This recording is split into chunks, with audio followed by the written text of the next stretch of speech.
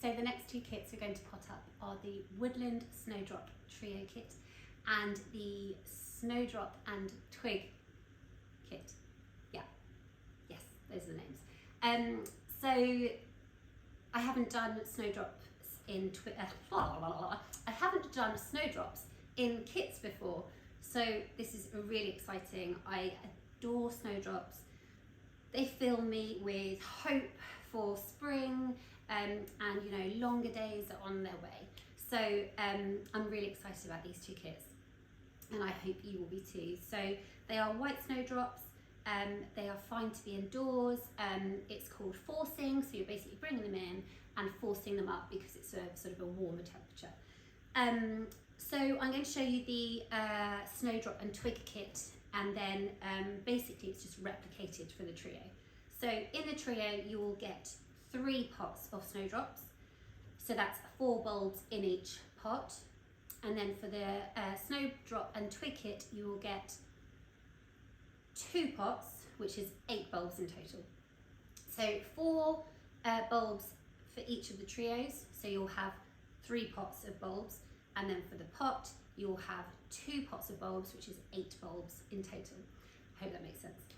You'll also have your gravel, your compost, and your 2 types of moss. You will have your birch twigs, your cherry blossom twigs, and your dried thyme, of course your bulbs and your pot.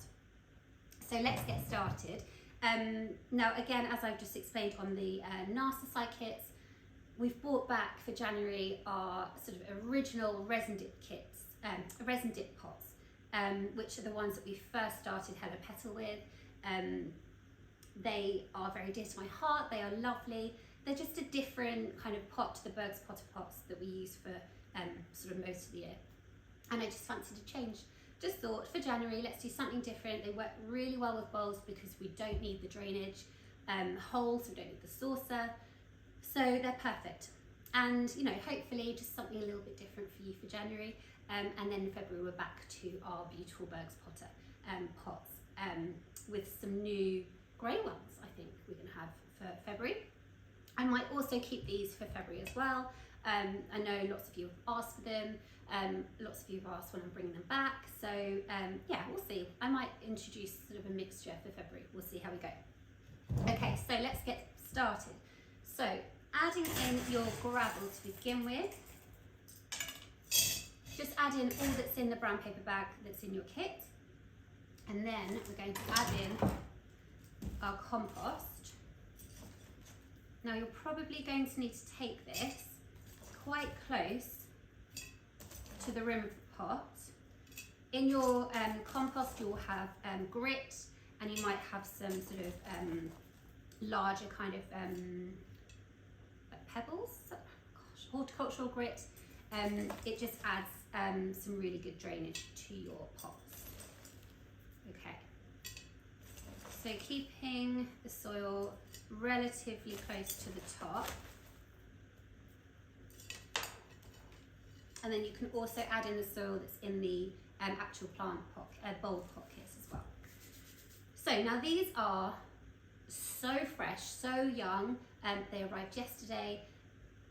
They haven't really shooted at all. So I appreciate, I'm sorry, it's quite hard to see, but yeah, yours will be fresh as well, similar to this, maybe a little bit bigger, but once they're in, excuse me, once they're in and in a warmer, slightly warmer climate than being outside, they'll start to grow quite quickly.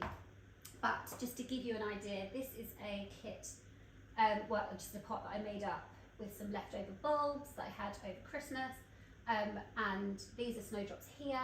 That's a Narcissi growing beautifully there, and you can see how they sort of shoot up. So you know, you're looking at that kind of that height in sort of a couple of weeks.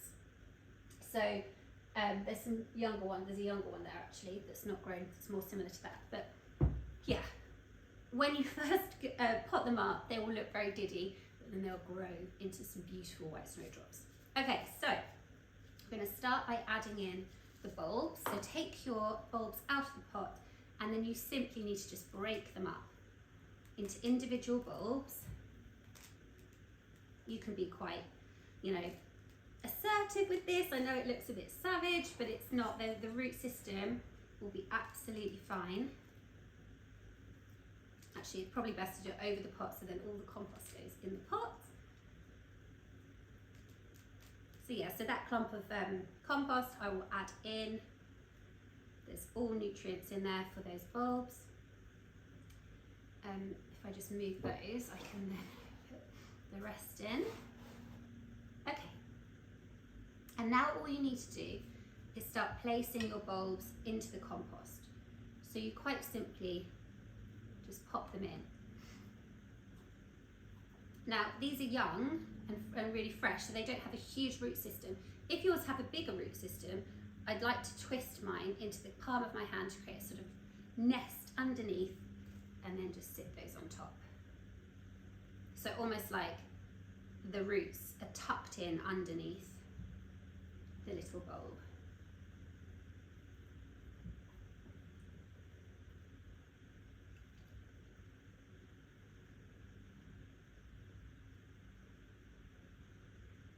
Okay, so that's all 8 in, sort of evenly spaced, sort of dotted amongst the pot. I'm now going to start adding in my moss.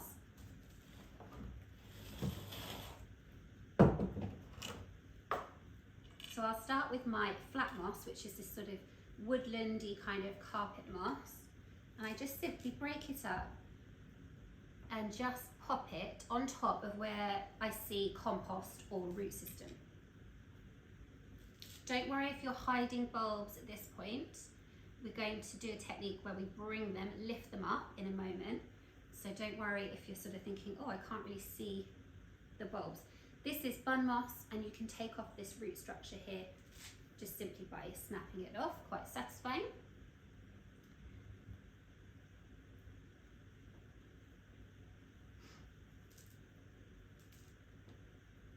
Okay.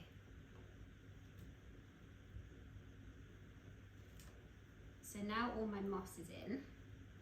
I'm going to sort of lift up the bulb and reposition it on top of the moss, just so that you then get that look of that beautiful kind of papery sort of bulb. It's just a slightly different tone, and it just adds to the texture. So I'm just going to gently push the moss down and simply lift the bulb up and then just pop it back down. So I'm not lifting it really high, I'm just lifting it slightly up just so that I can see the bulb, and then just gently sort of popping it back down. You don't have to do this if you prefer sort of the bulbs to be sort of peeking through and you can't see these sort of the papery skins of them. That's absolutely fine. It makes no difference to how they grow. It's purely just for me, I kind of like that sort of aesthetic of seeing the bulbs sat on top of the moss. Okay, so there we have the bulbs are in. And now, as I said before, they are really fresh, so they don't look like much at the moment. Although close up they do look really pretty and kind of woodlandy.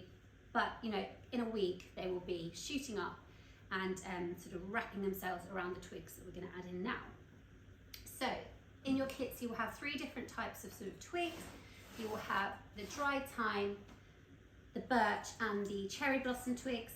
So I'm going to start with the cherry blossom twigs. Now in your trio, you will put your 4 bulbs exactly the same as I've just done here, and then you'll have 3 stems of cherry blossom per little pot, so that's 9 in total. And then in your snowdrop and twig kit, which is this sort of single larger pot, you will have 5 stems of cherry blossom. Now you can keep them long if you want to, or you can just sort of snip them down, but the purpose of them is sort of, well, a few reasons.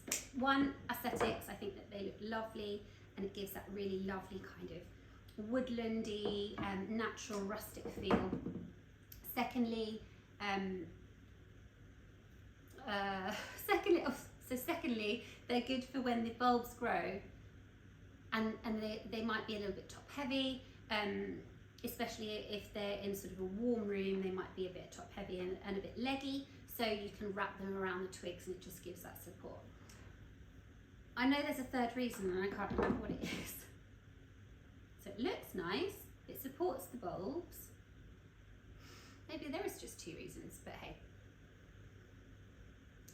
can't remember now. Anyway, so I've got my 5 pieces of cherry blossom in there, and now I'm going to add in my birch twigs. So again, you can just snip those down with some scissors or secateurs, or you could probably actually snap them with your hands if you want to.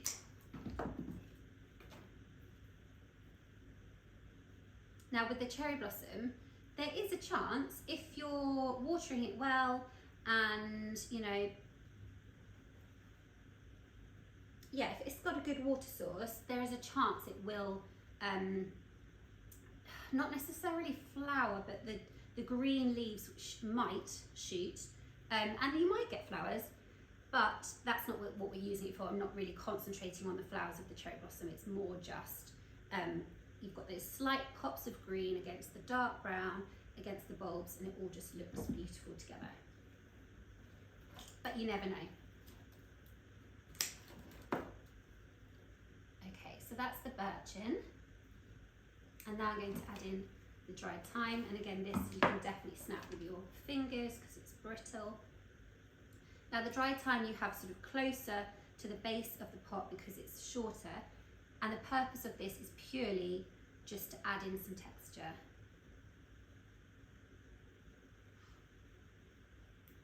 So you'll just have a few little touches. It's not meant to be dominant.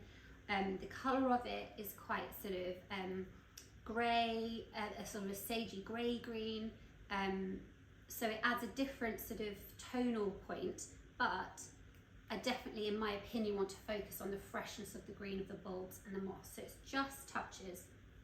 You know, you might just have sort of 3 or 4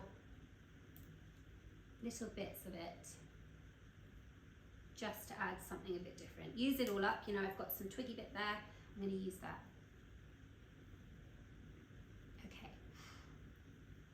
So that's all planted, and you literally just do the exact same but in a smaller version 3 times for the trio. In terms of care, you need to keep your pot kits damp at all times. Don't let them dry out. Keep them somewhere cool as possible. It's not necessarily important. They're not going to die if they're warm, but you might get a leggier shoot, which means they become a little bit more top heavy and they're more likely to droop. So that's why we have the twigs. You can wrap them round and create something really beautiful once they've grown taller. But the cooler they are, and sort of the brighter the light in the room, so cool and bright is ideal, you'll get a stronger root system and a stronger stem. So that is about it. So you have your trio, which is your 3 pots, potted up exactly the same, and then you have your snowdrop and twig kit as well.